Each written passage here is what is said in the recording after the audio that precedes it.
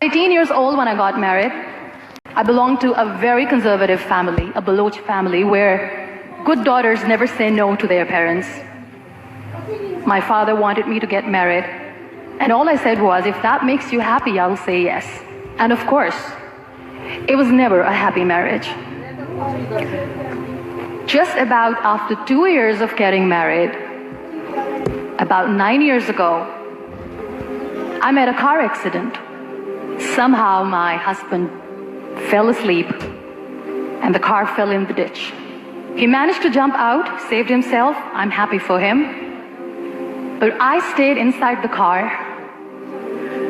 and I sustained a lot of injuries. The list is a bit long. Don't get scared. I'm perfectly fine now. Radius ulna of my right arm were fractured. The wrist was fractured. Shoulder bone and collarbone were fractured. My whole rib cage got fractured. And because of the rib cage injury, lungs and liver were badly injured. I couldn't breathe. I lost urinary bowel control. That's why I have to wear the bag wherever I go. But that injury that changed me and my life completely as a person and my perception towards living my life was the spine injury. Many people came to rescue. They gave me CPR. They dragged me out of the car. And while they were dragging me out, I got the complete transection of my spinal cord. Those 2.5 months in the hospital were dreadful. I will not make up stories just to inspire you. I was at the verge of despair. One day, doctor came to me and he said, well, I heard that you wanted to be an artist, but you ended up being a housewife. I have a bad news for you. You won't be able to paint again because your wrist and your arm are so deformed, you won't be able to hold a pen again. And I stayed quiet. Next day, doctor came to me and said, your spine injury is so bad, you won't be able to walk again. I took a deep breath and I said, it's all right. The next day, doctor came to me and said, because of your spine injury and the fixation that you have in your back, you won't be able to give birth to a child again. That day, I was devastated. I still remember, I asked my mother, why me? And that is where I started to question my existence. Why am I even alive? My mother said to me, this too shall pass. God has a greater plan for you. I don't know what it is, but He surely has. And in all that distress and grief, somehow or the other, those words were so magical that they kept me going. I was trying to put that smile on my face all the time, was hiding. It was so hard to hide the pain, which was there. But all I knew was that if I will give up, my mother and my brothers will give up too. I cannot see them crying with me. So what kept me going was, one day I asked my brothers, I know I have a deformed hand, but I'm tired of looking at these white walls in the hospital and wearing these white scrubs. I'm getting tired of this. I want to add more colors to my life. I want to do something. Bring me some colors, bring me some small canvas. I want to paint. So the very first painting I made was on my deathbed, where I painted for the very first time. It was not just an art piece or just my passion. It was my therapy. What an amazing therapy it was. Without uttering a single word, I could paint my heart out. I could share my story. People used to come and say, what lovely painting. So much color. Nobody could see the grief in it. Only I could. And that day I decided that I'm going to live life for myself. I am not going to be that perfect person for someone. I am just going to take this moment and I will make it perfect for myself. And you know how it all began? That day I decided that I'm going to fight my fears. We all have fears. Fear of unknown, fear of known, fear of losing people, fear of losing health, money. We want to excel in career, we want to become famous, we want to get money. We are scared all the time.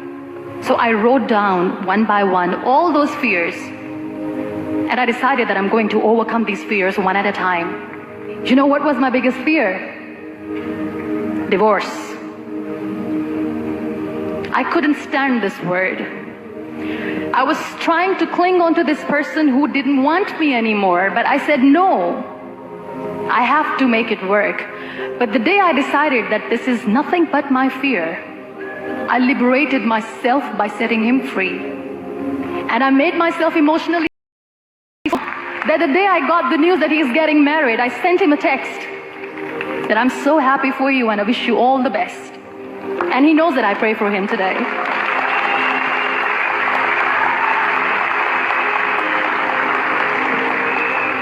My biggest fear, number 2, was I won't be able to be a mother again, and that was quite devastating for me.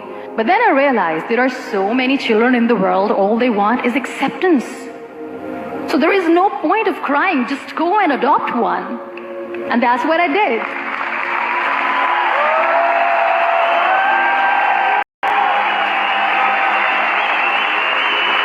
I gave my name in different organizations, different orphanages, and I waited patiently. 2 years later, I got this call from a very small city in Pakistan. I got a call and they said, "Are you MUNIBA Mazari? There is a baby boy and would you like to adopt?" And when I say yes, I could literally feel the labor pain. I said, yes, I am going to adopt him. I am coming to take him home.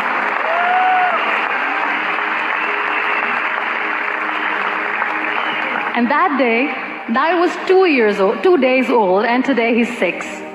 You know, when you end up being on the wheelchair, what's the most painful thing? That's another fear that people on the wheelchair or the people who are differently abled have in their hearts, but they never share. I'll share that with you. The lack of acceptance. People think that they will not be accepted by the people because we, in the world of perfect people, are imperfect. So I decided that instead of starting an NGO for disability awareness, which I know will not help anyone, I started to appear more in public. I started to paint. I always wanted to. I've done a lot of exhibitions. I'm Pakistan's first wheelchair-bound artist. I've done a lot of modeling campaigns, different campaigns for brands like Tony and Guy. I decided that I'm going to join the national TV of Pakistan as an anchor person. I became the National Goodwill Ambassador for UN Women Pakistan, and now I speak for the rights of women, children. We talk about inclusion, diversity, gender equality, which is a must. I was featured in BBC 100 Women for 2015. I am one of the Forbes 30 under 30 for 2016. We have this amazing fantasy about life. This is how things should work. This is my plan. It should go as per my plan. If that doesn't happen, we give up. So my dear friends, let me tell you one thing.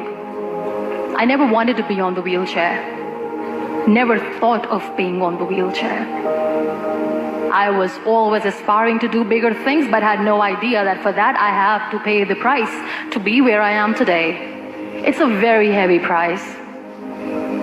This life is a test and a trial, and tests are trials are never supposed to be easy. So when you are expecting ease from life, and life gives you lemons, then you make the lemonade, and then do not blame life for that, because you were expecting ease from a trial. Trials make you a stronger, better person. Life is a trial, and with time you realize that. It is okay to be scared. It is okay to cry. Everything is okay, but giving up should not be an option. They always say that failure is not an option.